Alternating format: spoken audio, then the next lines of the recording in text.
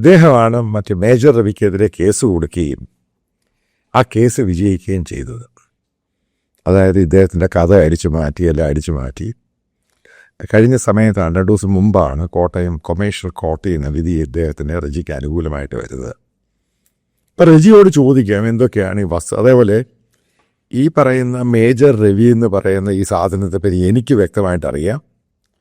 അതായത് കേരളത്തിലെ മലയാളികളെ ഊളയാക്കുന്ന ഒരേ ഒരു വൃത്തികെട്ടവൻ, ആ സംഭവം എനിക്കറിയാം. ഇവൻ ഈ പറയുന്ന മുഴുവനും പച്ചക്കള്ളമാണെന്നും കപടതയാണെന്ന വസ്തുതയും എനിക്കറിയാം, മറ്റു പലർക്കും അറിയാം.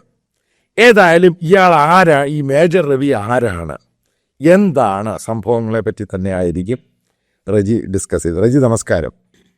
നമസ്കാരം സാർ.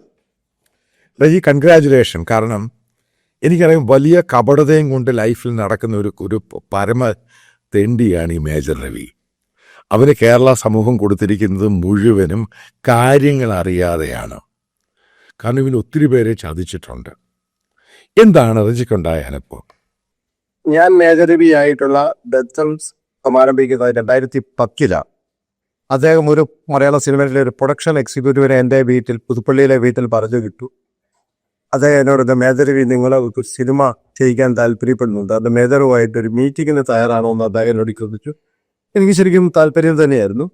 അങ്ങനെ ഉണ്ടന്നൂരിലെ അദ്ദേഹത്തിൻ്റെ ഫ്ലാറ്റിൽ, പിന്നീട് സുപ്രീം കോടതിയുടെ ഇടപെടലിലൂടെ തകർത്ത് കളഞ്ഞ ആ ഫ്ലാറ്റിൽ വെച്ച് മീറ്റിംഗ് നടത്തി. ആ മീറ്റിംഗ് നടത്തുമ്പോൾ അദ്ദേഹം വളരെ ഹാർട്ട് ടച്ചിങ് ആയിട്ട് എന്നോട് പറയുന്നു, അദ്ദേഹത്തിന് മലയാള സിനിമയിൽ ഒരു പേരുദോഷമുണ്ട്, അത് പട്ടാളക്കഥകൾ ചെയ്യാൻ മാത്രമേ അറിയാവൂ, ഇത് പേരുദോഷമുണ്ട്, നമുക്ക് മാറ്റണോ.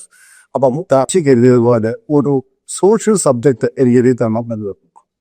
അപ്പോൾ ഞാൻ പറഞ്ഞു എൻ്റെ കയ്യിലൊരു സബ്ജക്റ്റ് ഉണ്ട്, ആ സബ്ജക്റ്റിൻ്റെ പേര് വിശുദ്ധ രാവണൻ എന്നാണ്. അപ്പോൾ ആ സബ്ജക്റ്റ് ഉണ്ടായ പശ്ചാത്തലമൊക്കെ അദ്ദേഹത്തെ പറഞ്ഞ് മനസ്സിലാക്കി. അദ്ദേഹം എന്നോട് പറഞ്ഞു, നന്നായിട്ടുണ്ട്, നമ്മൾ ഈ സിനിമ മോഹൻലാലിനെ വെച്ച് ചെയ്യും, സമ്മതിക്കുന്നു. ഞാൻ അതിൻ്റെ പൂർണ്ണമായ കഥ, തിരക്കഥ, സംഭാഷണം എന്നിവ എഴുതി അദ്ദേഹത്തിന് കൊടുത്ത ശേഷം അദ്ദേഹം പറഞ്ഞു, നാളെ രാവിലെ ലാൽ സാർ വരും അതേ ഫ്ലാറ്റ്. അപ്പം ലാൽ സാറിനോട് അദ്ദേഹം സംസാരിച്ച ശേഷം വലിയ ഡേറ്റ് അറിയിക്കാമെന്ന് പറഞ്ഞു. ഞാൻ 1.5 മാസം കൊണ്ടാണ് എഴുതിയത്. ഞാൻ പോന്നു. ആ ലാൽ സാർ വരുന്ന ദിവസത്തെ പ്രത്യേകത, ഒരു തിങ്കളാഴ്ച ദിവസമാണ് വരുന്നത്. അദ്ദേഹം രാവിലെ 6:30 വരുന്നു.